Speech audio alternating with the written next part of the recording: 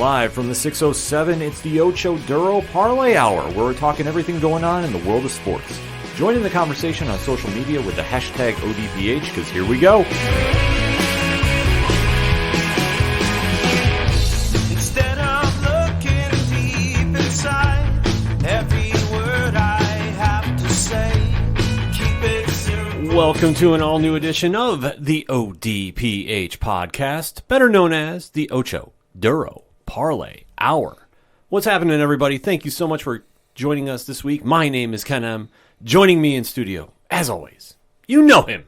He's the co-host. His name is Padawan J. Hello, hello, hello. Folks, we have a lot to talk about in the land of sports, and we definitely want to keep that conversation going with you. So make sure to swing on over to odphpodcast.com. Join in the conversation on our social media accounts after the show. Check out Parlay Points, new blogs dropping this week. The T Public Store, always something good to pick up there to support the show. The directory, the classifieds, all that and so much more. odphpodcast.com. Kicking off this edition of the show, we now know who is going to the Super Bowl for the season. So we have to recap the conference title games of the NFL this past week. So, Pad, kick us off. Yeah, so I'll start with the game. We'll do like last week. We'll go in broadcast or I guess game time order. So obviously the AFC was up first. That was between the Cincinnati Bengals and the Kansas City Chiefs. Obviously the Chiefs making it for, I believe it was the fourth straight year. Like that. Fourth straight year to the AFC Championship, which was an NFL record. You have the Cincinnati Bengals there for the first time since, I believe, like 1991, something absurd like that. And you had the Cincinnati Bengals upset the world, the world outside of Kansas City, by winning the final score of 27-24 in overtime. Joe Burrow, 23 of 38 for 250 yards passing, 2 touchdowns, 1 interception. Patrick Mahomes, 26 of 39, 275 yards passing, 3 touchdowns, 2 interceptions. Well, who saw this one coming? People in the city of Cincinnati in the Ohio area. Past that, probably a few people. Not many. Man, oh man, oh man. Because I know a lot of people wanted Cincinnati to win. And I understand that for various reasons. Sure. For various reasons. You can't stand Kansas City. You're a Buffalo fan and you really fucking hate Kansas City. Facts. But realistically, did you think at the end of the day, like when you came down to it, that Cincinnati really had a chance if you really thought about it? Like, I didn't. I'll admit it. I did a free DraftKings pool, where I was picking who I thought was going to win and then whether they win by this or that. And I picked Kansas City because I thought, listen, Cincinnati's good. They've got T. Higgins, Jamar Chase, Joe Burrow. They're great. That offense is great, but I just don't think the defense can hang with them. I was wrong. The defense did something that the Bills struggled to do, and that was really put pressure on Patrick Mahomes. They kept him more or less in check for most of the game. The first half was a little rough. I mean, sure. You can't say that. At the beginning of this, I thought this was going to be Kansas City just running roughshod over the Bengals. Oh, Christ, it was like 21-10 at halftime. Yeah. But plus, in my opinion, there's also a little questionable no calls going in favor of the Chiefs, too. Well, Rich's opinion on that one. Well, yeah, obviously. And I kind of share in the same sentiment. I think that for some magical reason, when the Chiefs are home, a lot of stuff does not get looked in their way. For whatever reason. Yeah. It's just, it happens to fall in that favor, and that's where we'll kind of leave it at that. But at halftime, I give credit to the Bengals. They did not lose their cool. No. They came back. They really wanted to make a point with this game to say, hey, all the hype that we've had going into this, we're not flukes. We can definitely win this game. And kudos to Joe Burrow and company because that's exactly what they did. In a situation where some teams would have just completely faltered and just not bounced back, the Bengals showed up. Yeah. And imposed their will. Burrow was playing probably some of the smartest football I think I've seen him play in the 2 years he's been in the NFL. Yeah, I'd agree. And he definitely was not getting frazzled by Steve Spagnuolo's defensive looks that he was throwing at him. I mean, that's something that, in being a relative rookie, shall we say, 2 years in the league is not enough time to really say you're a veteran by any means. Technically 2 years, but arguably a year and a half. Right. To have that kind of composure against a defensive coordinator who has been known to shut down some of the best offenses in the league.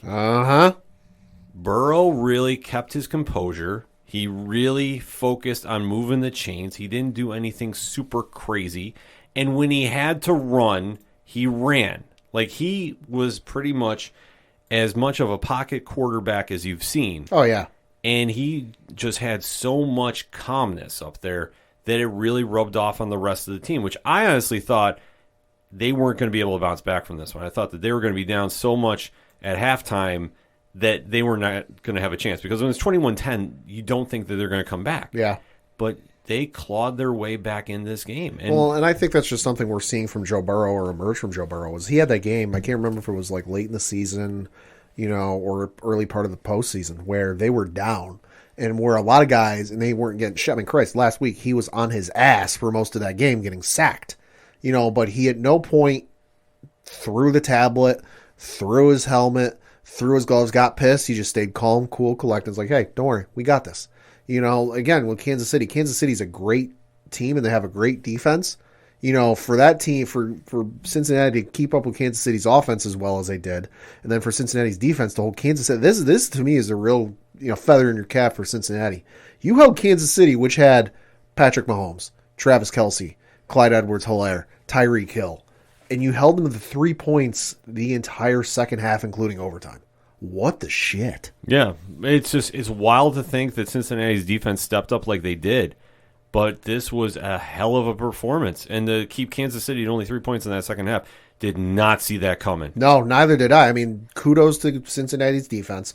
The blueprint is there for beating Patrick Mahomes, and I think it's much in the same way the blueprint for beating Brady. Pressure him, because I got to say, Mahomes looked rattled, and he looked kind of taken out of the game, like he just didn't know what to do, and everything he tried to do wouldn't work, and he could just never get reset back into that place where he's like, all right, I got this. Yeah, no, that's one thing Mahomes has completely struggled. If you get him with very happy feet, you can beat them very easily, and that's something that he's got to learn. I mean, as much as people want to give him the greatness and the future of the NFL crown and all that nonsense, he still needs to learn how to have a lot more composure than he was showing. Yeah, and I think he also needs to learn when to throw the ball away, because, hey, it's great that you can run, and it's great that you can extend plays and run up from one side of the field to the other in one play, but, there are times where that's great and that works, but there are also times when you need to just throw the ball away and mulligan, try again. Well, and that's something that obviously almost came back to haunt him. I mean, when they came down the field and they got the game-time field goal to send them to overtime. Right.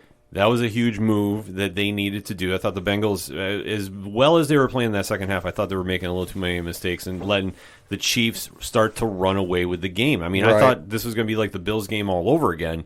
The Kansas City had way too much time left for them in that end of the fourth quarter. They come down. The Bengals, to their credit, hold the line and don't let them punch it in for 7. Yeah. That was more astonishing. But I also thought that they had a very smart play that Mahomes took that bad sack when it was third down. I thought their QB spy did the right move. That if you saw how they had it set up, he was watching him and waiting for him to run. And when Mahomes was starting to set to do his looks, the defender took off right after him. Right. And Mahomes was so caught off guard, he didn't know what to do. Yeah, because I don't think that's something he's seen a lot of. Obviously, he's seen it, but to the level Cincinnati was running it, no. No. So obviously, when they were taking a scoring position, and whatever the commentators were trying to come up with some crazy weight about run the ball down and that whole nonsense, Cincinnati held on to scraps, so they went to overtime. They took the chance, and Kansas City won the coin toss again. Yeah. Pain. Tails never fails. Pain. But to quote your quarterback, Josh Allen. Exactly. But Kansas City, I thought, came out of that overtime with a very bad offensive game plan. Yeah, and I gotta giggle, out of Romo, because they got Kansas City won the coin toss and they elected to receive, and the place just erupted. And Romo goes, "What are they cheering for? They still have to play." Yeah, it was absolutely crazy to see. But when they got in there for that overtime drive, I just didn't understand why Mahomes kept trying to bomb it downfield. I don't get it either. I mean, if it's late in the game, you need a late tie like against Buffalo the week prior. Okay, totally get that. But, dude, you've got 15 minutes and however many timeouts there were at the time. Dink and dunk, run the ball. No rush, no pressure. For whatever reason, he was trying to force it downfield for a big gain, which, like you touched upon, You had plenty of time. See, I think it just goes back to he was rattled. He was taken out of his element, I guess you could say. And he just never got resettled. Because you look at that Patrick Mahomes compared to the week prior against Buffalo, where that dude was like Kobe Bryant, rest in peace, ice in his fucking veins. Where like he's staring that number one defense in the NFL down their throat and going, yeah, I ain't worried, motherfucker. Yeah. Just bombing it down, just passing it downfield so effectively and so efficiently that he's shredding them. And to set up the win, whereas this, he's just automatically coming out the gate, bomb. No. Yeah.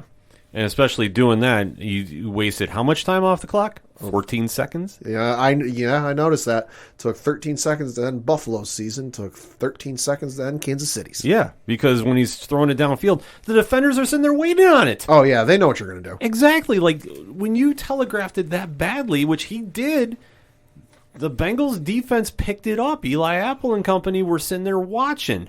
And the fact that you got an interception that bad, yeah, because that was a bad interception, too. Yeah, it was. Cincinnati took full advantage of it.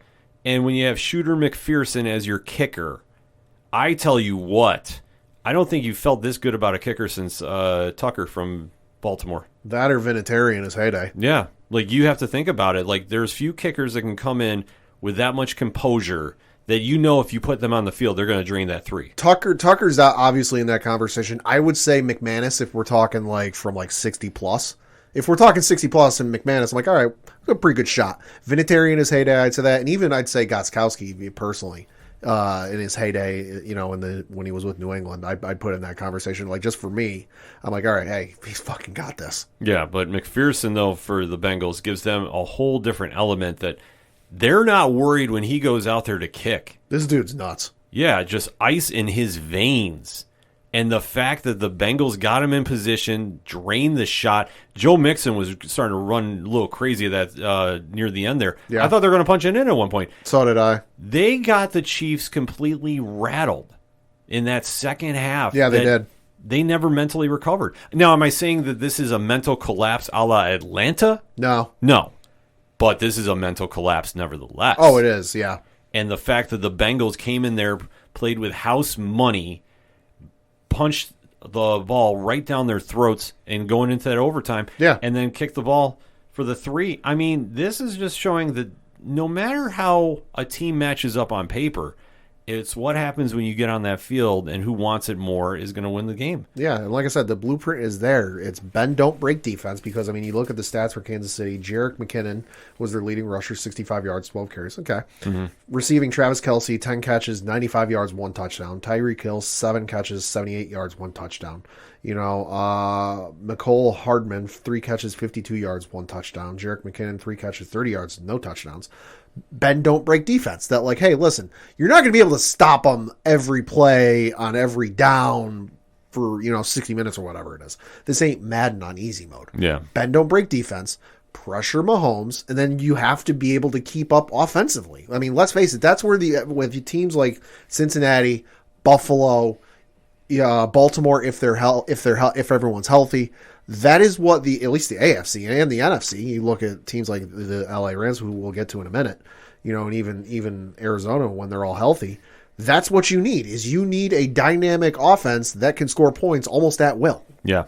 And this is something that Cincinnati has demonstrated they can do, that now they have punched their ticket to the Super Bowl. Yeah. Which is absolutely crazy. I think the last time they've been there is 30 years ago. Yeah, and the entire city of Cincinnati has already canceled classes for the day after the Super Bowl. It's a smart move to do. Uh-huh. Because when you're a team that hasn't been there for that long, oh yeah, win, lose, or draw, you are not going to be wanting to do anything the next day. If you were listening to us and you're in the Cincinnati area and you work at a grocery store, I'm praying for you. It's going to be absolutely batshit crazy. It's going to be wild, but the Bengals fans have stuck with them through and through. Oh, and absolutely. For a team that, we talked about this in that pre-show, and I can't stress this enough. We said if the Bengals stay healthy, yeah, they're going to make some noise. They're almost like the Cubs before the Cubs won the World Series after 100 plus years, where like. The Bengals are bad for so many years, but like they're the lovable losers that like you can't hate them unless you're in the AFC North. They're the NFL version of the Cubs for me, where it's like I don't hate them, I don't root against them, but hey, they're there and I'm happy for them. Well, the one thing is the Bengals have always struggled with maintaining a consistency of Yes. good. Yes. I don't want to say greatness, but I want to say good. You got to start good before you can get great. Yeah, because they've gone through some... Although, except in this case, they kind of jumped a few steps. Well, they jumped a few steps, but it's being smart about who they drafted. They got Joe Burrow, their franchise quarterback. They gave him a legit number one in Jamar Chase. There's going to be a book about this turnaround in the next decade. Well, It's insane. It's insane, but this is what happens when a team is allowed to build from the draft. They didn't really go out and get any real huge free agents. No, they've added pieces, but not Sure. not anything that's like leading off SportsCenter. Right.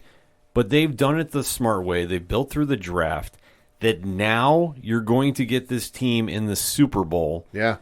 I know that they're the underdogs as of right now, but you can't say with 100% confidence they're going to be walked over. There's one little potential curse jinx that's got me worried that Brandon Davis from comicbook.com pointed out last night. A couple weeks ago, Seth Rollins was, I believe, on SmackDown when they were in Nashville, Tennessee, right before the Tennessee game. And he basically rooted or said something in favor of the Tennessee Titans. And then the Titans lost. And then following week, he was in Kansas City for Raw or SmackDown, whatever it was. And he said something, basically, hey, let's go Chiefs. Because obviously, as you do when you're in these hometown cities. Yeah. Chiefs lost. Where was Monday Night Raw last night? Cincinnati. And he said something basically, let's go Bengals, essentially. So, yeah, I'm a little concerned. Well, yes and no. I mean, I definitely would be concerned. I'm a superstitious fan. So Am I. Yeah, like, seriously, I don't change my meal for watching games ever with the Bills. But this is something that, for a team that is literally going in there with nothing to lose and they have all the momentum on their side, Cincinnati has to be ecstatic right now. The season is essentially, no matter what happens in the Super Bowl, the season's a win for Cincinnati because, let's face it, you weren't supposed to be here. No, you weren't. I don't care what that goddamn news station in Kansas City is saying, like, oh, we're for the Chiefs, in case you hadn't seen that shit. There's some news station in Kansas City that put out a thing after the Chiefs lost, we weren't supposed to be here. And everyone chiming in with receipts, thank you very much, of all the odds makers putting the Chiefs at number one favorites. Like, what the fuck you mean you weren't supposed to be here? Yeah. The ones who weren't supposed to be there are the Bengals. The Bengals were had a shot to win the division if things worked out in their favor, and they did. Kansas City trying to claim that they're underdogs is a joke. I want to know. It's not the Chiefs claiming they're underdogs. It's a news station in Kansas City. And yeah, fuck you. Whoever was trying to claim it, listen, the Chiefs were supposed to be the new dynasty. Like, let us not forget. Yeah, no, you're right. They're supposed to be the new Patriots. Yeah. Oh, they're supposed to run away with 5, 6, 7 championships. It doesn't work like that. Heavy is the head that wears the crown. Exactly. For as great as Tom Brady was, Patrick Mahomes is not there yet. Is he a great player? Sure. Yeah. But is he on that level? No. And I would also say the Patriots also lucked out because the level of class, and this isn't a disrespect or a shot at any of the other teams in the AFC, but the level of class when Brady was in his heyday, especially in those early years, was not at the level it is now with the AFC. No, I'll give you that. The AFC is just dealing with so much parity that Kansas City is lucky they got where they were, because remember how atrocious the beginning of their season was. And everybody was casting doubt. But still, if you look at that preseason ranking, everybody had Kansas City going. Oh, I know. Everybody. Oh, I know. So the fact that you're trying to play an underdog vibe to your team, I'm sorry, you can't. You're supposed to bounce back. You're supposed to be running away with things. Now you're going to have a little contract issues for a couple players coming up in the offseason. Yeah. Who knows what's going to happen with your coaching staff? I mean, anything is possible there. Yeah. But for Kansas City, they're going to have to sit back and really be humbled by this, because now how bad do you want it? When you've had success and you're now at the doorstep of going to another Super Bowl and you don't cash in, where do we go from here? That's going to be the ultimate question they got to ask. They'll have enough time to think about it, because obviously they're going to be sitting home watching the game with everybody else. Yeah, they are. But for Cincinnati, we have to celebrate the win for you for at least another week. But they are going to have some very stiff competition, though. Yeah. In one of the more wilder games I think I have seen in this entire playoff series, which, let's face it, this year in the NFL playoffs has been some of the craziest football we have ever seen. I think every game I think since the wild card round, I could be wrong on that, but I know divisional and then championship has been decided by one possession. Yeah. It's absolutely batshit insane, and I got another insane stat for you here in a minute. But yeah, the other game we got to talk about is the later game, which was for the NFC Championship, and that was between the San Francisco 49ers and the LA Rams. And you had the Rams emerge victorious, winning by the final score of 20-17. Matthew Stafford, 31 of 45 for 337 yards passing, 2 touchdowns, 1 interception. Jimmy Garoppolo, 16 of 30 for 232 yards passing, 2 touchdowns, 1 interception. This game, a old friend showed up, and then you can say it's the curse of Atlanta. Mm-hmm. When you have the lead, and why are you passing in the second half is beyond me. Uh-huh. This is how you wind up losing games. Remind me, who was the offensive coordinator for that Atlanta team? One Kyle Shanahan, And what is he doing these days? head coach of San Francisco. Yep. I did not understand this play calling. I did not understand what was going on here. This was one of those scenarios that watching this team, the fact that they had such a day and night difference in halves at the worst possible time was truly telling. Yeah. That for as great as Deebo Samuel was playing, and like I say, you could say, oh, well, he only had 26 yards rushing. Yeah, but he's still a difference maker receiving with 72 yards and a touchdown. I got to admit something. I did not know Wes Welker was a coach on San Francisco. Good for him. Yeah. Did not know that. No, they have been a very sleeper team this year because they really don't have any headline-stealing players, with the exception of Samuel, who was finally healthy and you got to see what he could do. Yeah. George Kittle is one of the best tight ends in the league, but if he doesn't have a good quarterback to throw to him, it doesn't matter. Which I'm starting to think they don't have one. Well, I think Jimmy Garoppolo got exposed a little bit. Uh-huh. And I think that, especially in that second half, this is where he was struggling. Maybe there's a reason New England has gotten rid of all their supposed Brady heirs over the years. Well, you have to, when people are going, well, why are they getting rid of him? They need to have a replacement for Brady at some point. Well, here you go. Well, you have to think about with Garoppolo, when he originally came over to the Niners, he was playing very well. I always say his style is very similar to Brad Johnson to me. Yes. Like that, when I see him play, that's who I see. Yes. I'm not expecting him to light up the stat sheet. I'm expecting him to manage a game, and I'm expecting him to sneak out some wins here and there. Sure. That's all I'm really expecting from Jimmy G. When you're given a lead like this, and I believe it was 17-7. It was just 10-7. At halftime. 10-7 at halftime, but after the third quarter it was 17-7, yeah. Right. When you're up this late in a game against your rival, somebody had beaten the other one twice this year. Yeah. I forget which way it went. This is a situation where you need to close the game. Yeah. And you didn't. And listen, I'm not going to fault the one interception that didn't happen. Sure. That was a gift that, unfortunately, that player dropped. But I will say this, if you're a professional athlete, and especially on the defensive side of the ball, you got to catch those. Uh-huh. Same with Jalen Ramsey when he had the chance to catch that interception late, too. Yes. I'm sorry, if you're getting paid that much to play a game, you need to cash in and definitely do the right things.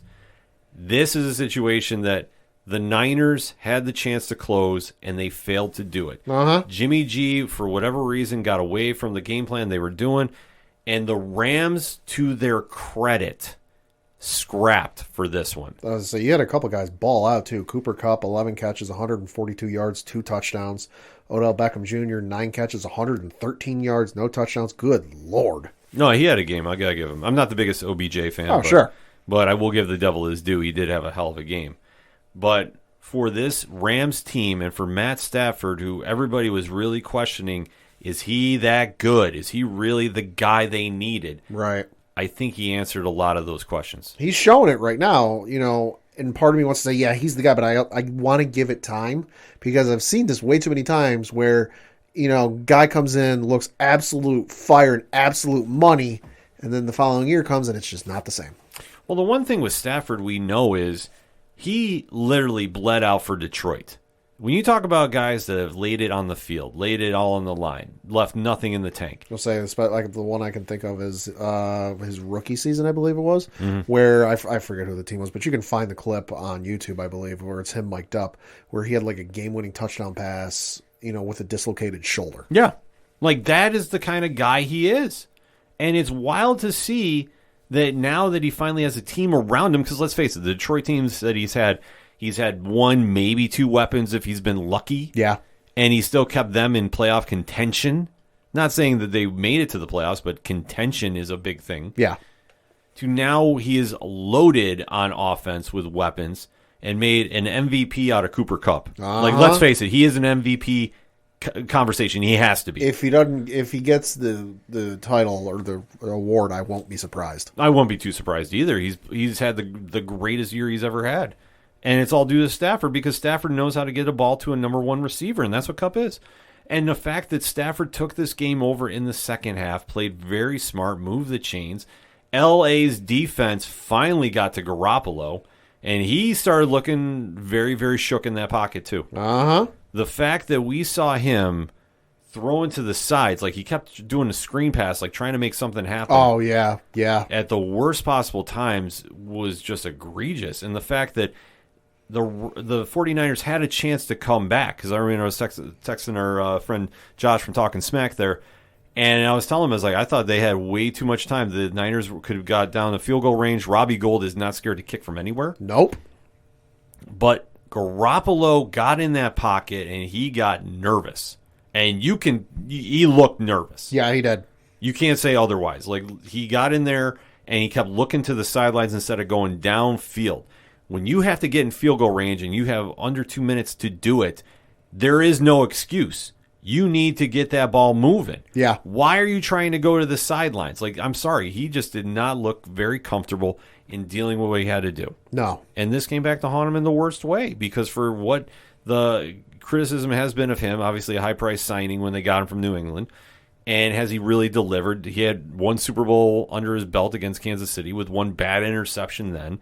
But I don't fault him on that game. I fault the fact that you decided to change your football play calling again. I'll say, Shanahan, you've been down this road once before. Why the fuck are you doing it again? Yeah, it didn't make any sense. And that's the problem, because when you see the difference in, the first half to the second half, the 49ers took themselves out of this game. They had this game locked and loaded. I fully thought they were going to win, and I thought Garoppolo would be able to lead them downfield for a field goal. I really did, but he got so rattled.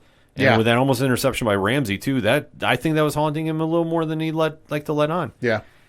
So now the Rams have pulled off the illustrious home Super Bowl win. And it's thanks to luck and Mother Nature, I guess you could argue, that this happened, because I can't take credit for this. I read this on Reddit today, and I could not believe it. So on May 18th, 2017, Los Angeles announced that the Inglewood Stadium's opening would be delayed by a year due to flooding.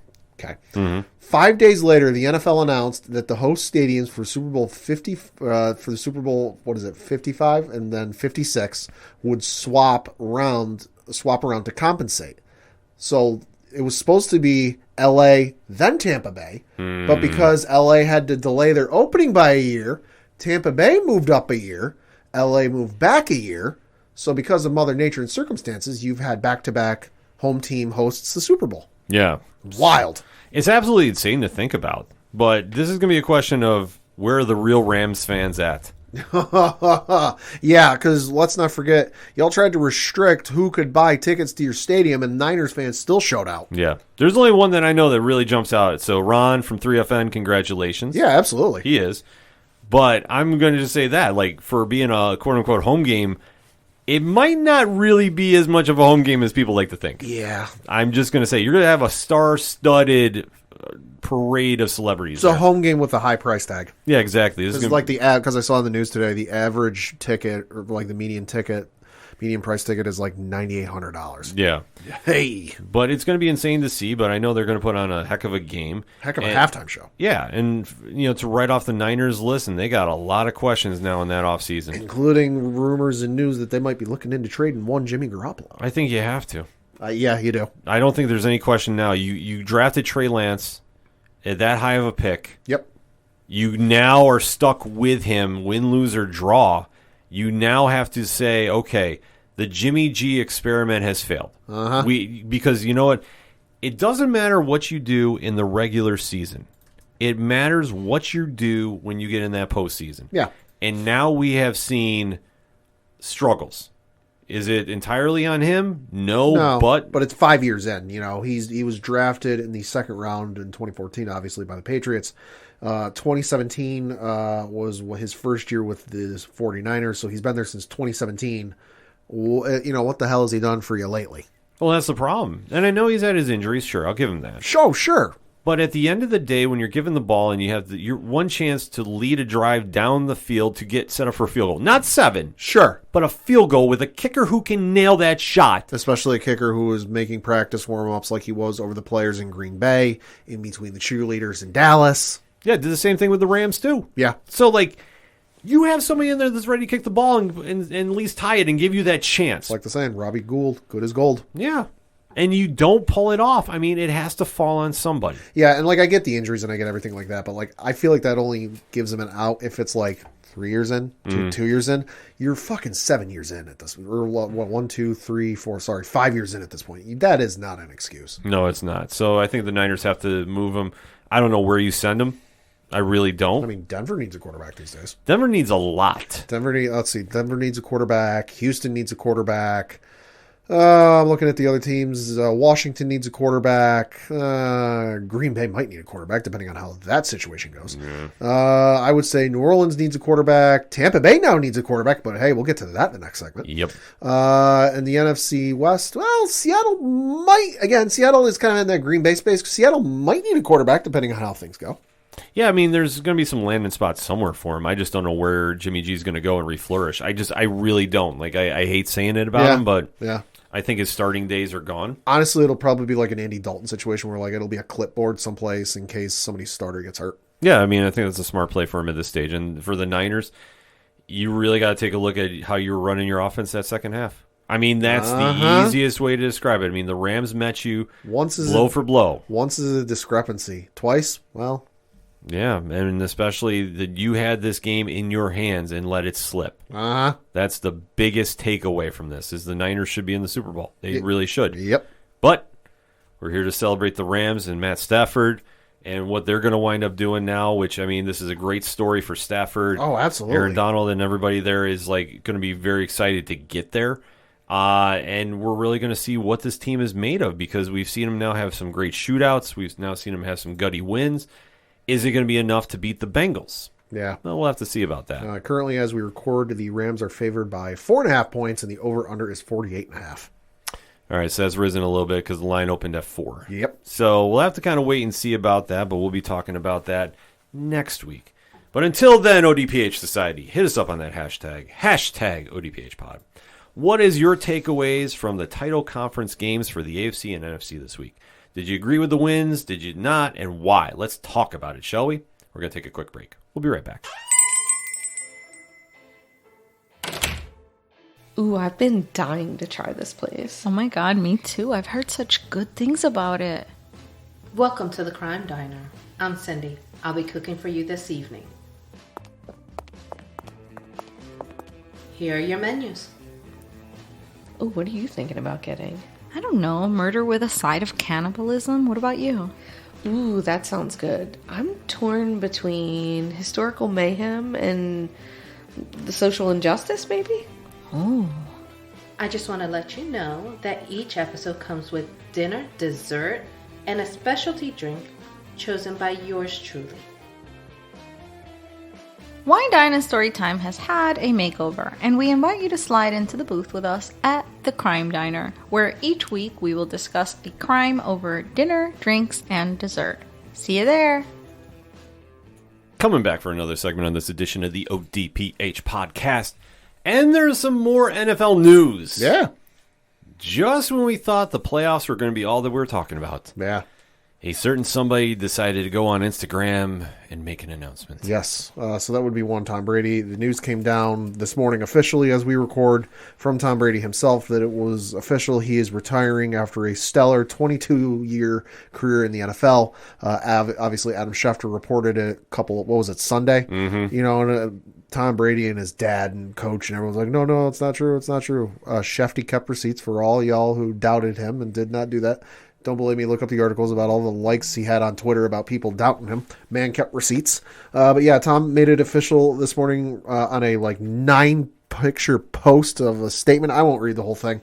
Just some highlights from what he said. He basically said he's not going to make that competitive commitment anymore. Also going on to say, quote, "I've always believed the sport of football is an all-in proposition. If a 100% competitive commitment isn't there, you won't succeed. And success is what I love so much about our game. There is a physical, mental, and emotional challenge every single day that has allowed me to maximize my highest potential. And I have tried my very best these past 22 years. There are no shortcuts to success on the field or in life. This is very difficult for me to write, but here it goes. I'm not going to make that competitive commitment anymore. I've loved my NFL career, and now it is time to focus my time and energy on other things that require my attention. I've done a lot of reflecting the past week and have asked myself difficult questions, and I am so proud of what we have achieved. My teammates, coaches, fellow competitors, and fans deserve 100% of me, but right now, it's best that I leave the field of play to the next generation of dedicated and committed athletes," close quote. He obviously went on to say a lot more, thanking basically his coaches and down in Tampa Bay, the players down in Tampa Bay, the front office down in Tampa Bay. A lot of Tampa Bay. No note of New England, but I'll get to that in a minute because I know everyone on the internet is losing their shit. He didn't mention the Patriots. We'll get to that in a minute, but obviously he leaves behind a stellar career. As we all know, drafted, 6th round, 199th pick in the 2000 NFL draft. For his career, 84,525 yards passing, first in the NFL, 624 touchdown passes, first in the NFL, 7 Super Bowls, the most by a quarterback in NFL history and most than every other team in the NFL, and then 3 MVPs. Hell of a career. Obviously a first ballot Hall of Famer. Into USA, thank you and good luck in whatever you do in the post-career. Get out of here. Go home. Leave. Never come back. No, I mean, don't say that. He'll hear you and make a comeback. Oh, see, this is what I'm kind of waiting on. I'm waiting on him to do the dramatic comeback. Nah, see, I don't think so. See, the thing is, all right, in all seriousness, I will give the devil his due. Yeah. Tom Brady is the GOAT. Yes, he is. We can't argue that. For what he's done in the salary cap era of football. And just the level of play that he, because don't get me wrong, there have obviously been other great quarterbacks throughout history. Joe Montana, Terry Bradshaw. You can run down, Joe Namath. You can just run down the list of great quarterbacks who have been in the NFL over the years. They've all been great, but to the level of success and the level of play, none of them even come close. Christ, Tom Brady's 44 and he led the NFL in passing. What the shit? Well, the thing about him is it's not his physical abilities, it's his mental. Yes. That when you saw him on the sidelines and he threw his head down and just staring, you knew what time it was. He has a killer instinct like few others do in professional sports. Yeah. That he wants to win worse than anybody. And this is a true testament to who he is. For coming in a late round draft. Yeah, with starting his NFL career as the fourth quarterback on the depth chart. Yeah. To be such a late round pick. I thought, and he was so not a factor, and nobody really thought he'd be anything. That like if you somehow have it, or you can find the image of the Patriots depth chart on the Madden NFL. Can't remember if it was 2000 or 2001, whatever the year. If he was first in Madden, he's not even listed in the game with his name. It's just QB12. Yeah. I mean, this is just a testament to who he is because he was a forgettable player. But once he got in there and seized the opportunity, obviously Drew Bledsoe being injured when he had Brady had to come in and step up. Yep. He took full advantage of the moment and really gave a QB question to the Patriots that I don't think anybody was expecting. No, I don't think so. I think everyone just kind of figured, hey, it's a fill until Drew gets back. And then, well, he screwed around and won a Super Bowl. Yeah, so he came in there and did his job. Yeah. He did it better than people thought he was going to do. First one in the door, last one out the door. But it's that work ethic that really sustained his career. That's the one thing that you will take away from his retirement now. Yeah.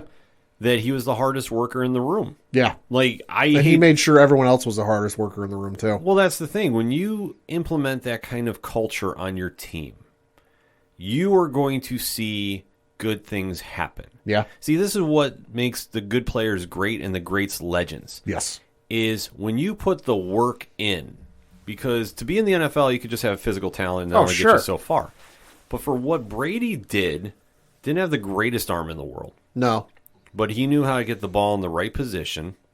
He was teamed up with a coach that knew to stay out of his way. Yeah. And let him... He earned the trust of Belichick, which is harder to do than anybody realizes.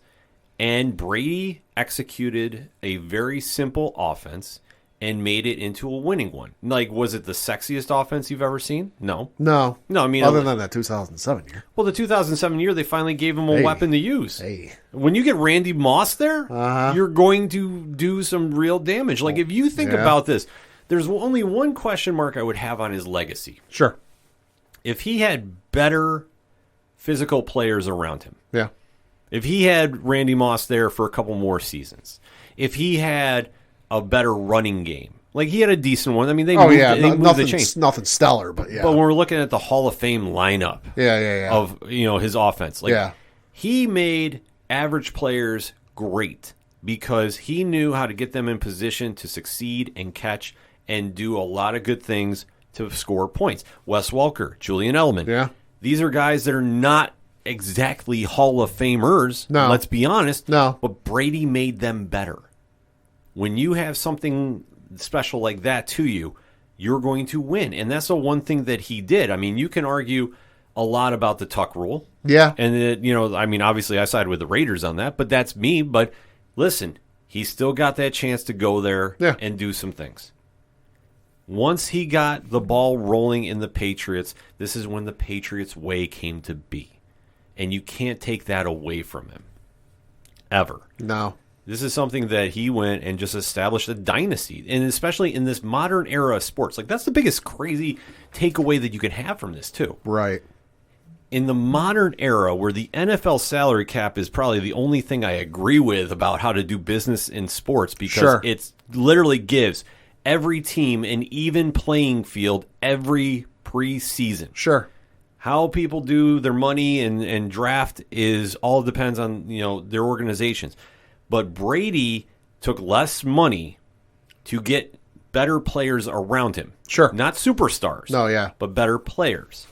And he made something out of this team. If there was anybody else doing this, I mean, you'd probably have Green Bay. Yeah, I mean, and also you got to just look at the 2 decades of dominance, especially his run in New England where I don't think we've, in any of the 4 major sports, baseball, football, hockey, or basketball, we've seen a run like the Patriots went on, where the only thing that can even come close, the Yankees obviously have 27 titles, but like they didn't win 27 in a goddamn row. The only thing that comes close is they won, it was like 9-10 years in a row in the 50s, or even like the early years with Murderers Row with Ruth, Mantle, and DiMaggio and Barra and all that.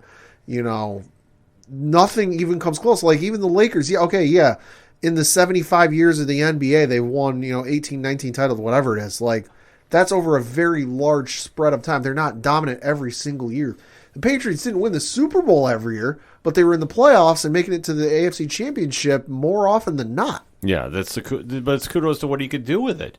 He willed that team to get there. I mean, you take a look at the one year that he was taken out by Kansas City. Right, 2008. Yeah, and how that team barely hung in there for a playoff spot. Yeah. I mean, they didn't make it. No. And I know that was all, everybody's up in arms about that. Well, no, they almost made it. They tied with it was either Miami or the Jets. They tied with record-wise, but because of the way it breaks down with matchups or whatever the hell it was, they ended up not making it. Yeah, but so they could have made it if they'd have won another game, but yeah. But then you look at the terror that he went on when he came back. Yeah. I mean, that was something that, to come back from an injury like that Yeah. is insane, and to be still producing at such a high level, it just goes to show about his work ethic. Well, and you want to talk about another insane thing is when Peyton retired in like 2015, whatever, there was still debate about who was better, Peyton or Brady.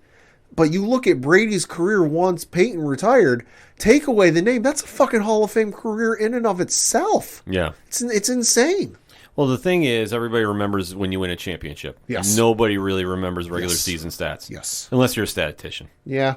But you remember who brings home the chip. And like I say, I hated the Patriots. I mean, I still don't like them. Oh, sure. My hatred for Miami's a lot bigger, but Yeah.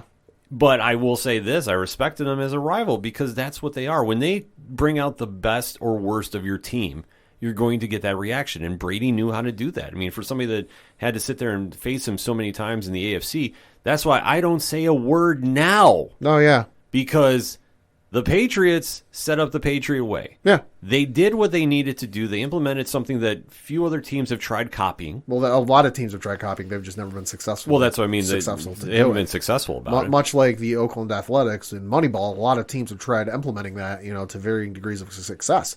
Patriots have put in the Patriot way, and again, teams have tried to varying degrees of success. Yes. I mean, I think the only team that comes close maybe is the Steelers. Yeah, although... But they've always done their own thing. They've always done their own thing. Yeah, so I mean, I can't say that they've done it, but when you take a look at how other teams have tried matching up and doing it, I mean, Brady and Belichick was like the perfect match. I mean, Christ, how many times have we seen a former Patriots front office guy get hired in a front office job in another team going, oh, they're going to try and recreate the Patriot way, and it just doesn't work. No, because it's a certain kind of player that makes this happen, and that's what Brady does. That's why when he left New England, everybody was going, oh, God, what's going to happen now? Yeah.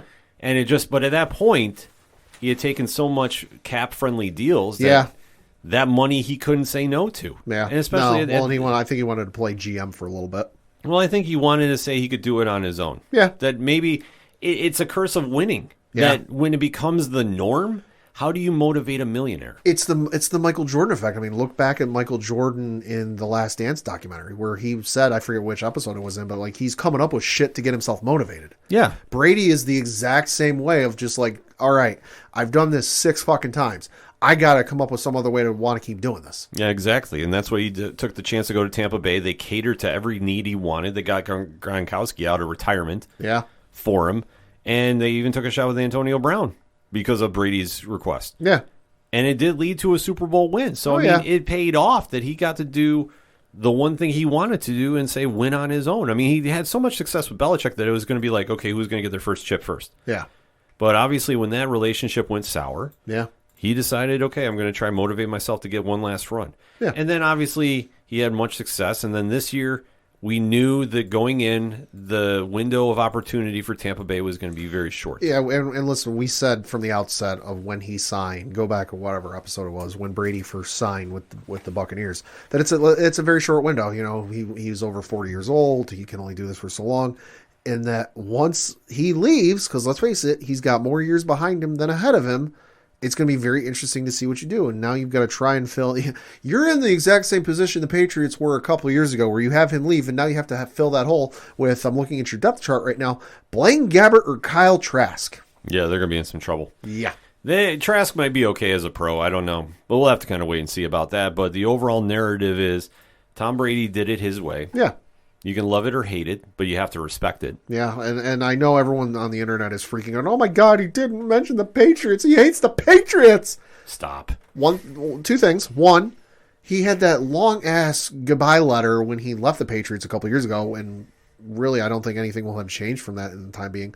2, I think he's going to, and rumors are he's going to sign a 1-day contract with the Patriots, retire with the Patriots, and do a whole brouhaha, media press conference. If he really hated the Patriots as much as some people are trying to claim, least we forget when Tampa Bay played up there. Yeah. And the reception he got and his post speech after the game. Yeah, I'm pulling it up now, but it was roughly, what did he say?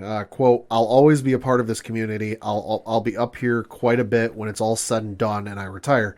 It's been an amazing place for me and it still is, close quote. Yes. That was in October, folks. Exactly. So for anybody that's saying, oh, God, he hates him, he didn't mention him, stop. Oh, the internet was going nuts because I even saw some people going, oh, he posted a picture from when the Buccaneers beat the Patriots. He did it just to throw shade at the Patriots. Fucking stop. No, what he did is he wanted to make a quick post because the internet was running crazy because the greatest of all time is now leaving the game. Yeah. So he wanted to address it his way. He hated that it got leaked out by whoever. Yeah, he's probably doing his best damn just to find out who that was. Yeah, I'm sure. Hey. Yeah, which that'll be a messy situation when that gets found out. Yeah, it will be. But for him, it's like now he gets to write off in his own narrative with a legacy that arguably will never get touched. Arguably. No, you would think not. And to him, I would just like to say thank you. When they started winning Super Bowls, and I will admit, I jumped on the bandwagon, but fucking forgive me. I was like 10, 11 years old. Yeah. I was into the NFL, but I wasn't. I was kind of a Miami doll. I grew up not really having a sports team, just because my dad really didn't like sports. You know, he always would say if sports fell off the face of the earth, I would never care, you know. So I really didn't have, you know, an indoctrination, I guess you could say, as a lot of folks do, you know, where your parents like the Giants or the Jets or the Niners or the Bills or whatever, you know. So I kind of like, I wore a couple of hats, but like that was just because they were in the house. You know, I remember wearing a Washington hat winter hat at one point. I didn't like Washington. It was just a hat. I needed a winter hat. At Carolina at one point. Again, didn't like Carolina. It was just a hat in the house. You know, but I kind of like through osmosis, my cousin was and is a Miami Dolphins fan. So, I'm sorry. Yeah.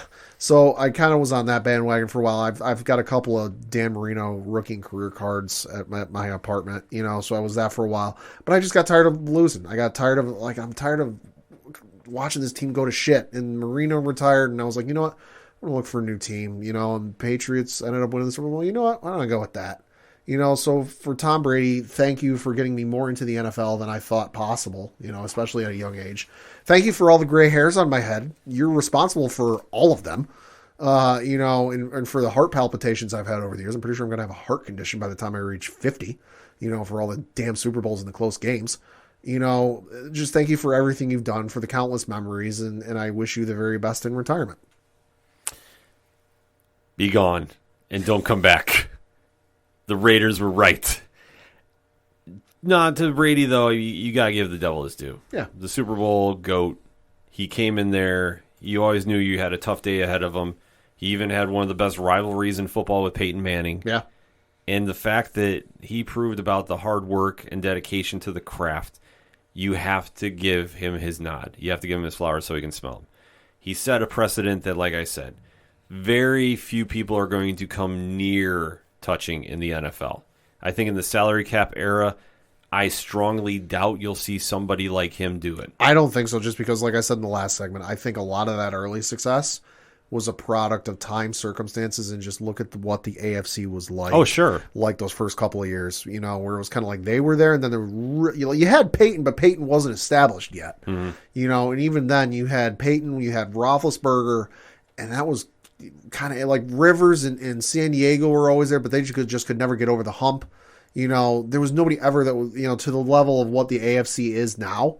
You know, where you've got Allen, you've got Mac Jones, you've got Tua who's making improvements. You know, you just look at Herbert, you know, Patrick Mahomes. You know, you just look at all the guys in the AFC and the NFC. You know, just how much better the league is in general than when he came in. I don't think we'll see another run like him again. You arguably won't, and that's kudos to him. But he's a once in a generational talent. Yeah, that he did it not being the best physical athlete, but the mentality carried through. Yeah. That he has now created a culture up in New England that was not there previously. No. Let's be honest about that. He has now set the bar that every quarterback that plays in New England from here on out has to try reaching.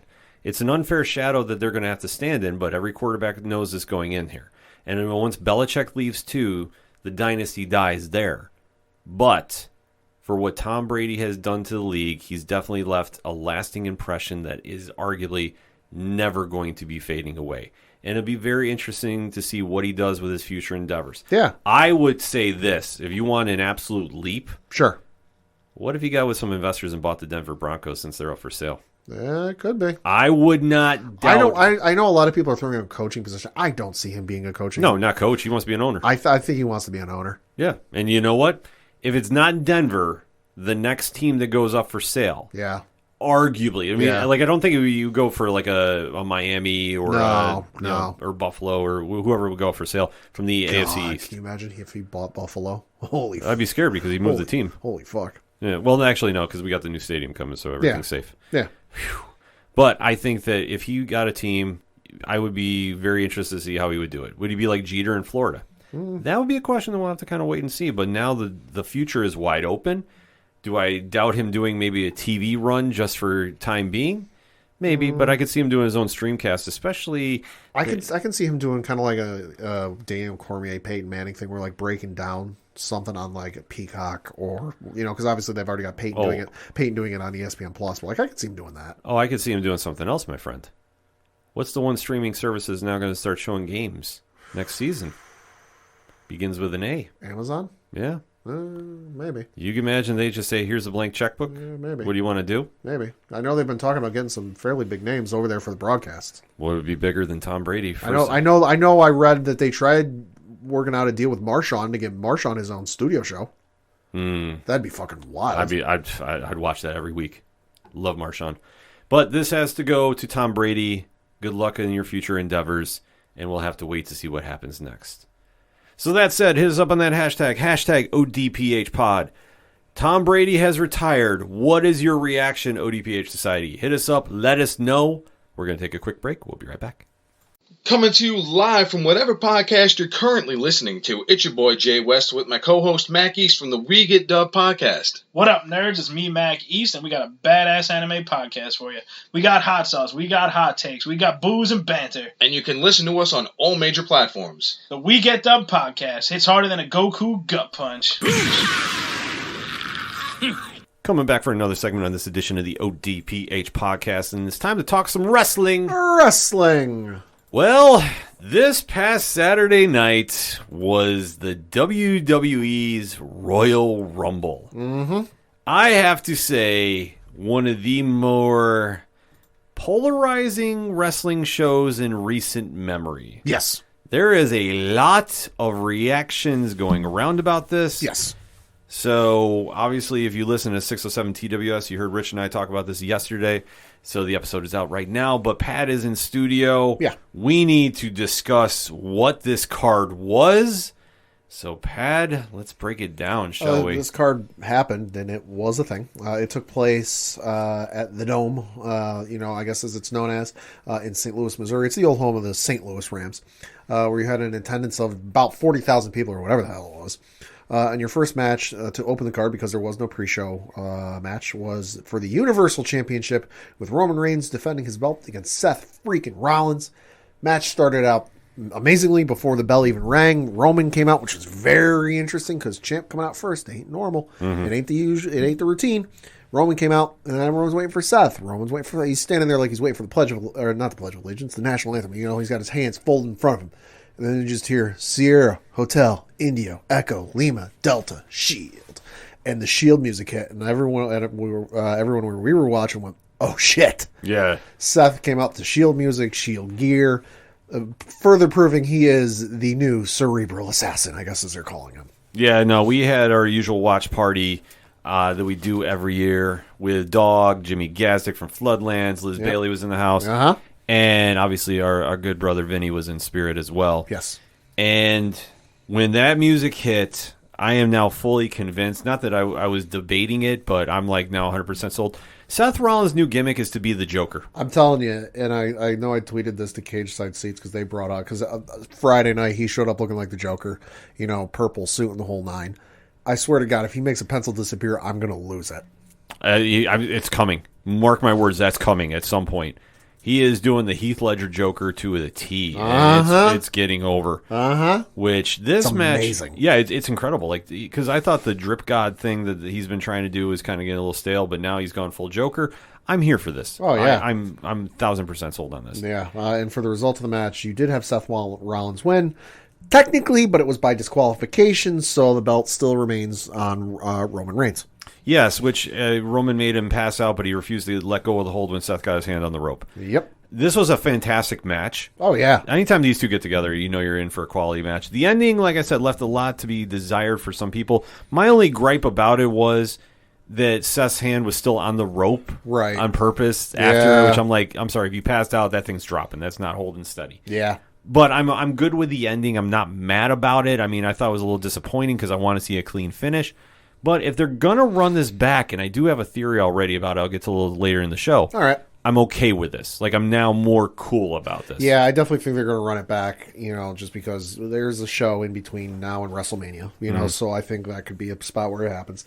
I was wondering how we were going to get the ending, just because I didn't think Roman would lose, but I wasn't quite sure how you were going to do it without hurting Seth. Mm-hmm. So ending was what it was. Was I happy about it? Nah, because I would like to see Seth win, but it is what it is. Yes, absolutely. And next up was the Women's Royal Rumble match. You had some you had a bunch of folks show up that a couple of surprise returns. You had Melina show up for the first time in Lord knows how long. Mm-hmm. Kelly was another one that showed up unannounced. Michelle McCool, Sonya Deville entered the match, although she sat at ringside for a while. Cameron made a return. You had Ivory show up for the first time. Ivory was dope.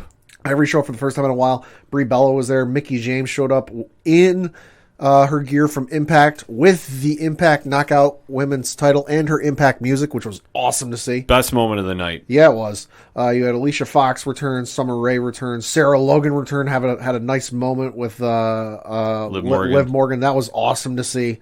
And then you had Lita return, Mighty Holly made her return, and holy shit, Mighty Holly and Nikki ASH, good lord. Yes. And then obviously the 28th entrant and the eventual winner was the returning Ronda Rousey.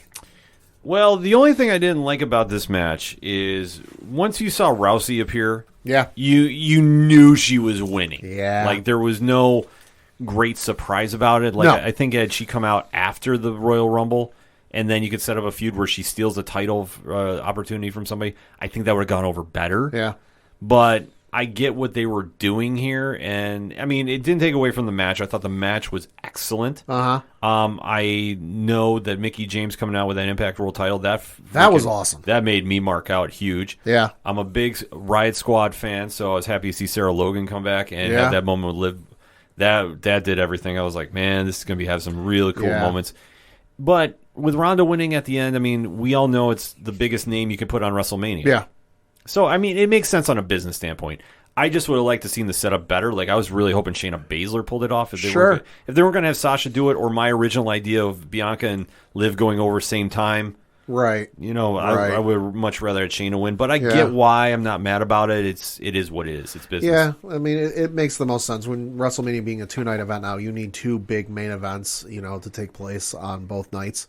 One of these matches will be, one of these folks who won the men's or women's will be on one night, the other one will be on the other night.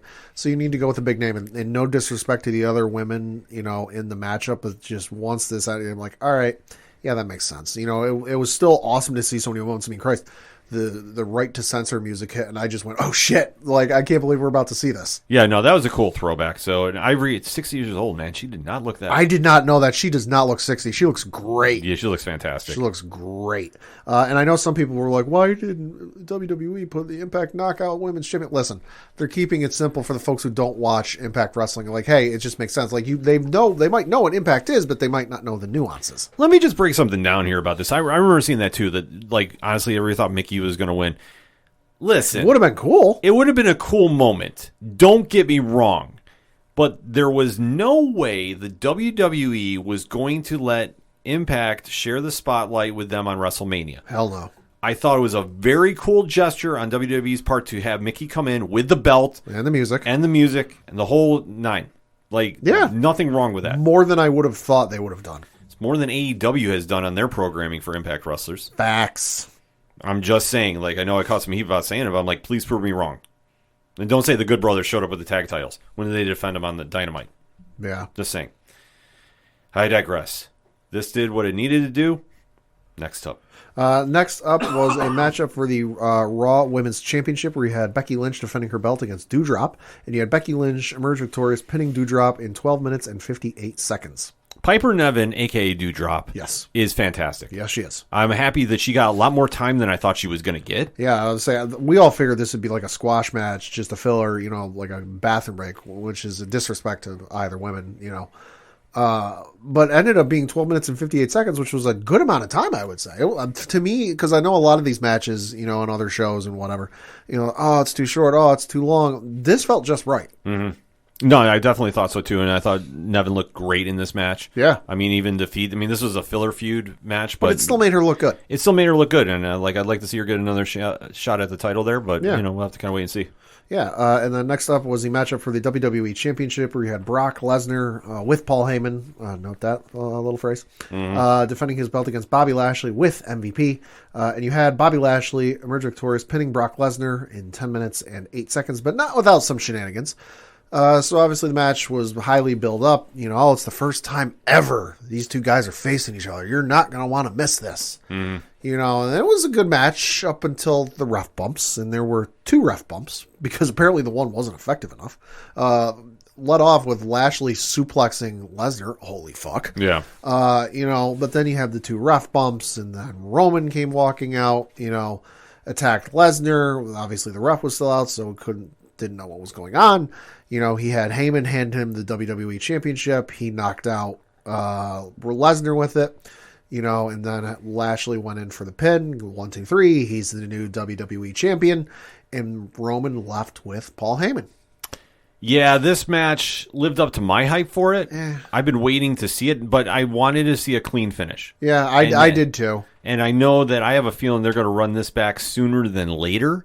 I know that they did announce on WWE Raw that Bobby Lashley will be in the Elimination Chamber. Yeah, so it was kind of rumored that Bobby Lashley would be defending his belt at the Elimination Chamber.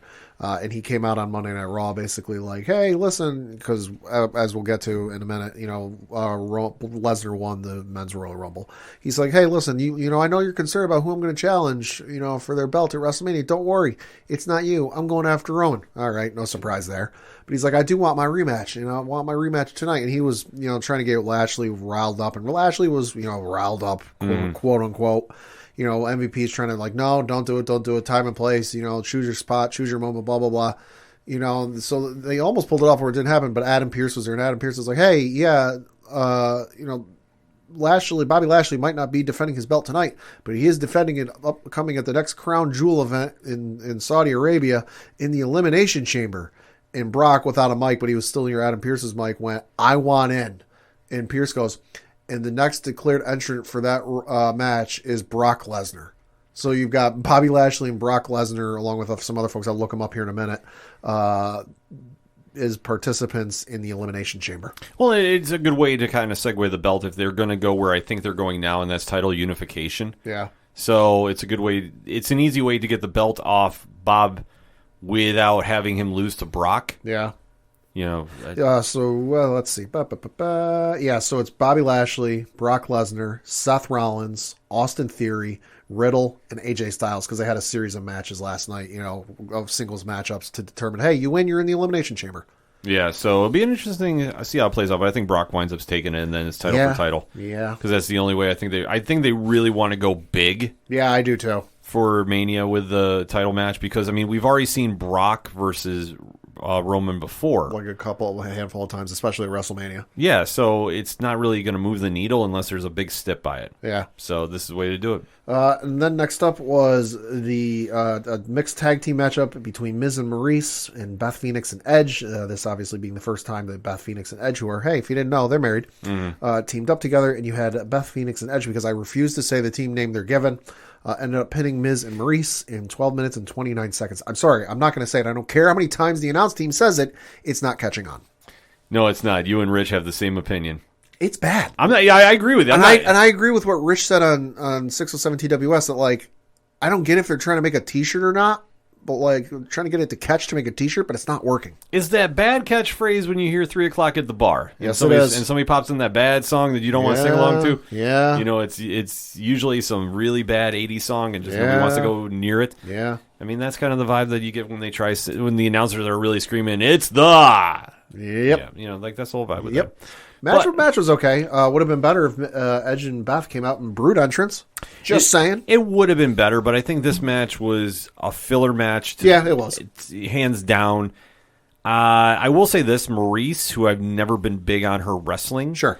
I thought she actually looked like really good in this match. Yeah, she looked all right. Yeah, which, like I say, considering she hasn't wrestled in Lord knows how long, and she's had a couple of kids along the way. Well, that's the thing too. Like she hasn't been off being a mother, so she hasn't been wrestling in the ring. But even before then, like when she was in the ring, like I never really said like, oh wow, she's on that level like a Paige or Sasha Banks, right? But I thought for this match, she looked really good wrestling. So I was happy to see that, but other than that, I could care less about this match. Yeah. Every way. And then the main event was the men's 30-man men's Royal Rumble match. And as I mentioned, Brock Lesnar ended up being the winner. But some interesting ones you had along the way. You did have Johnny Knoxville enter at the number 9 position. He doesn't get credit. I think I'm looking on the Wikipedia page for the Royal Rumble, and it doesn't give him credit for elimination, but didn't he eliminate? He did eliminate 2 people. He eliminated 2 people, so hey, you had that happen. You did also have Bad Bunny enter at the number 27 position, which was awesome to see. Best Canadian Destroyer in pro wrestling. Fight me on that one. And then also you had Shane McMahon return in the number 28 position. But as we mentioned, Brock Lesnar entered number 30. And I'll admit, I had some hope he wouldn't win just because Randy was still in the ring. I completely forgot Drew was still in the ring because he was a huddled mess in the corner. I was like, wait, who's that in the corner? Because at this point, we're like 4 hours deep into this damn thing.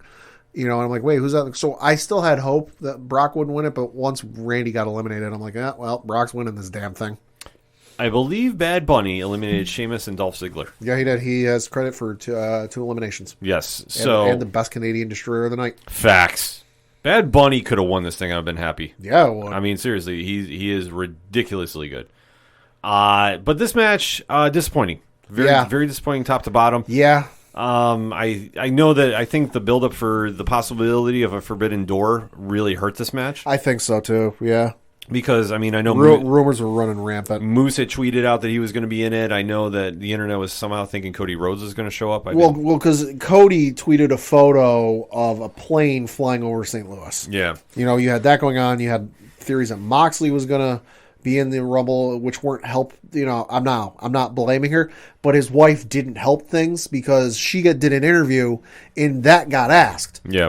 With whether he was going to be in the Rumble or not. And she goes, "Oh, I don't know. His schedule's so crazy these days that I don't know where he is or what he's up to. So I don't know what his Saturday schedule looks like."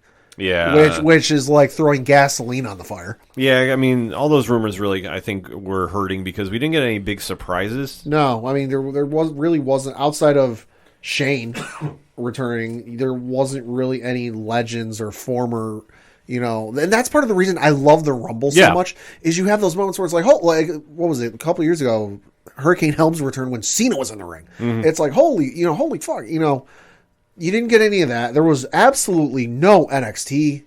That sucked. Which I was really disappointed about because I love seeing the NXT wrestlers come in and really showcase on the main roster to the folks who don't watch NXT for whatever reason, their talents. I mean, I remember Casey Catanzaro a couple of years ago, almost got eliminated, did a handstand outside the ring so her feet didn't touch, but then used her Ninja Warrior skills, wrapped her legs around the corner turnbuckle, and then shimmied her way up to the top to get back in.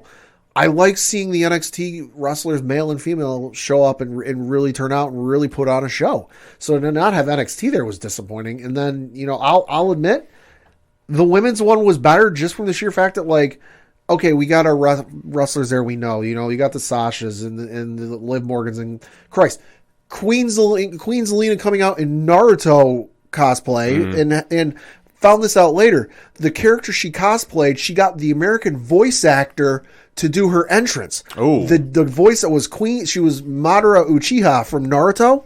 The voice that said Queen Zelina at the really deep bass voice, that was the voice actor. That's wild. She got the voice actor from Naruto to do her entrance for her. I love shit like that, because let's face it, at the end of the day, there's a lot of entrants, but you can usually pick it down to maybe 4 or 5 people, male or female, who are going to win. So I love the surprise entrance. I love the returns. And the men's match just didn't have that. Was it cool to see Knoxville? Yeah, he did a lot more than I thought he was going to do. Was it awesome to see Bad Bunny do a Canadian Destroyer again? Yes, I will see that until I'm dead. I'm all right with that. But it honestly might have been the worst one I've seen. It definitely was one of the worst ones I've seen. I think that there's been a couple that have been worse, but you have to take in perspective about that. I mean, the hype about, or were we going to really see a Forbidden Door? I mean, that had that loomed heavy. Kofi Kingston missing the spot on the outside took the wind out of the sails of the crowd. I mean, that's just a case of gravity, and hey, it was bound to happen at some point. Yeah, exactly. I mean, it's a tough spot to be in for him. I understand, this is what went down, but at the end of the day, it's still, it definitely took the wind out of the sails of the crowd. I also thought how Brock just came in. I mean, the minute that you saw Roman interfere, you're like, oh, crap, is he going to be in the Rumble? Can we hold off? And especially like how he just came in at number 30, I thought was kind of cheesy. And it also felt to me that once Randy Orton came out, they were speeding through the show. Yeah, I did notice that. It just kind of kept like going. It did feel like the end was cut off a little bit. And I will admit, they were running long. Yes. So this is something that I think that really hurt the show in general. I mean, Brock winning, did he really need to? Could you have done something different? Like, I think they misbooked that storyline. But it is what it is. But the big names won. I mean, going into Mania, unfortunately, we didn't get that big new star being born tonight. No, I mean, you really had the opportunity to. Now, I know there's rumors going around that Riddle was supposed to be the original winner. Whether that's true or not, it's a moot point right now because he didn't. I know people were kind of worrying and speculating where Finn Balor was. Folks, go look at his Instagram. He posted a photo from Ireland 2 days ago with his wife. Yeah, he's out of the country. So I didn't realize that because I hadn't seen it, but I was kind of holding out hope that Finn would make an appearance and make a run because he hasn't won it. Because I know I said AJ, but AJ got eliminated. Yeah, AJ got taken out early. Yeah, so I mean, honestly, it's up there for for the ones I've seen. I think the 2015 one had been the worst. This one might be worse, just for the men's. Yeah, the men's is gone. Like it's not even worth really talking about too much. Like I said, it could have been a lot better, but I think they just misbooked a lot of stuff. Yeah, they did. Opinion. Yeah, they did. But it'll be an interesting road now to WrestleMania. We do know that the Elimination Chamber is coming up in between. How this all shakes out for the biggest showcase of the year is anybody's guess, but we'll definitely be talking about it as it's coming up. But we gave you our takes. Now we want to hear yours. So hit us up on the hashtag ODPHpod. What is your thoughts of the Royal Rumble this year? Let's talk about it, shall we, ODPH Society? We're going to take a quick break. We'll be right back.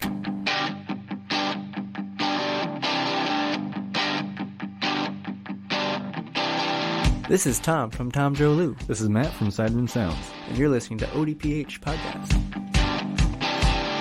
Wanna go where no one knows my name, to the desert, the oceans, or the plains. 'Cause I wanna... Coming back for the final segment on this edition of the ODPH Podcast. Pad, what you got? Got to talk a little bit of local minute because looking at the standings for the Federal Hockey League, which is the league the Binghamton Black Bears play in, they're currently sitting in 4th place with a record of 16 wins, 14 losses, no overtime losses. And ahead of them, they've got Columbus in the 3rd spot, Danbury in the 2nd spot, and then Watertown in 1st place. Listen, Watertown is running away with this damn thing, 22-4. Danbury as well, 21-9. Good Lord. But looking at the schedule they had for the last week of games, they did lose their game on Thursday to the Danbury Hat-Tricks by the final score of 6-3. Excuse me. They won their game on Friday against Delaware by the final score of 6-5. Their game on Saturday was actually postponed, and this was due to imminent and severe weather conditions in the area. So no word yet when that'll be made up. I'm sure they'll make that up at a later date. But looking ahead to their schedule, they got this coming week. They've got a game Wednesday, February 2nd, 7:30 Eastern. That is against the Watertown Wolves. That's in Watertown. Also on Friday, February 4th at 7:05, they're on the road playing the Port Huron Prowlers.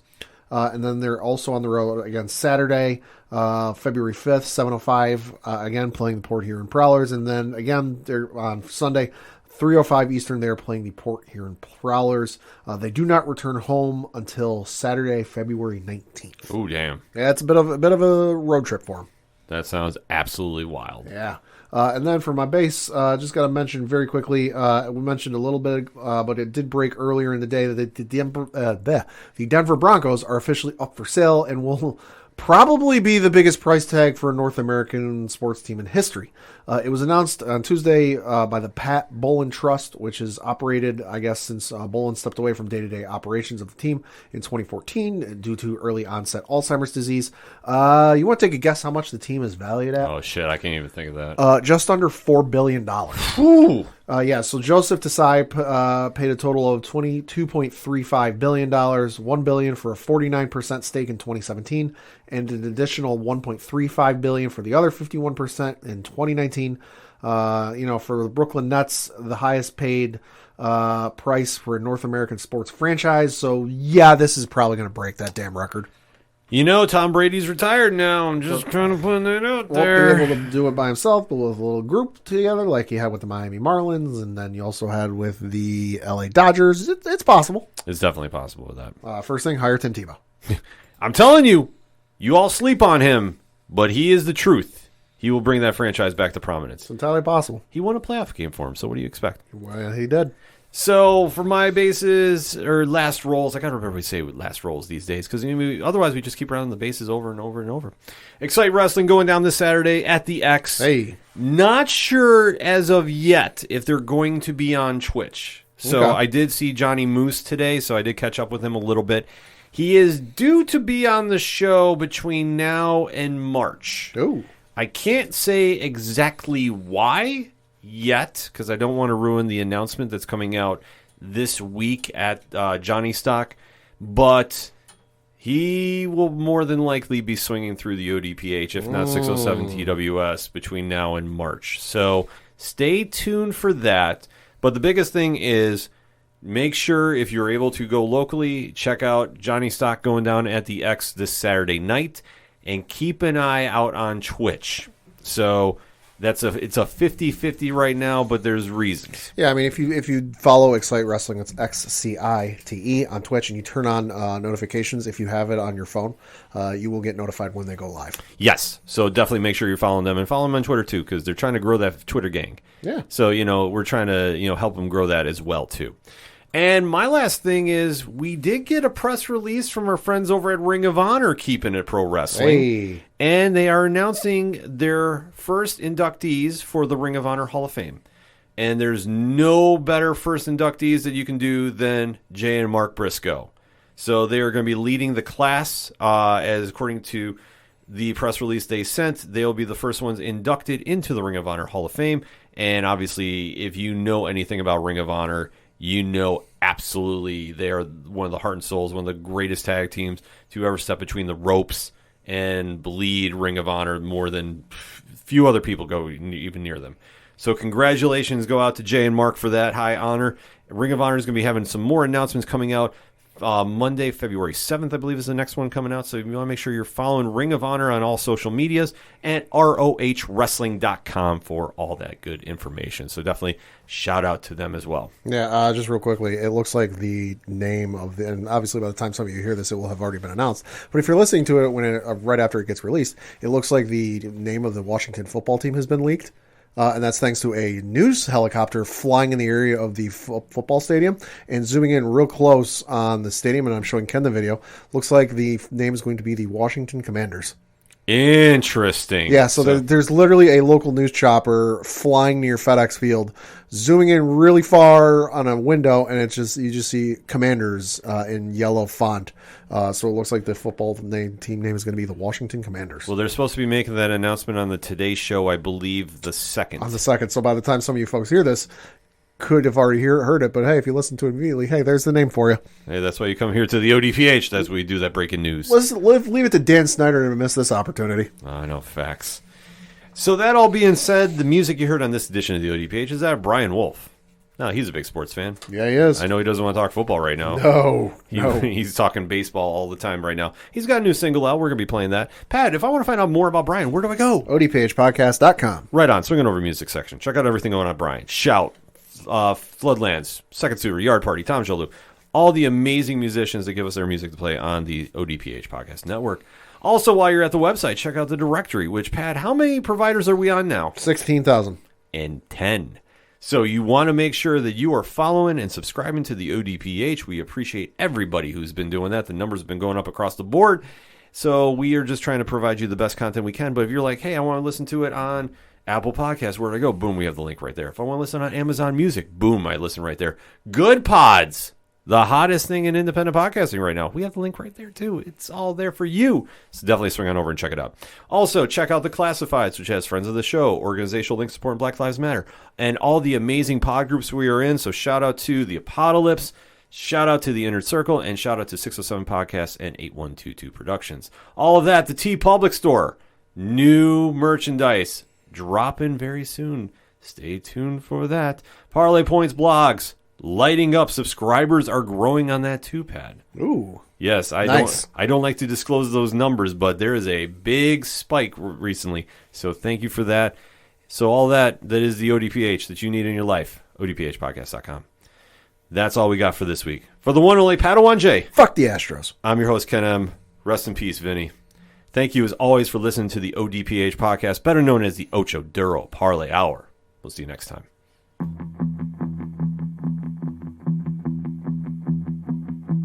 Gonna be down to the punch.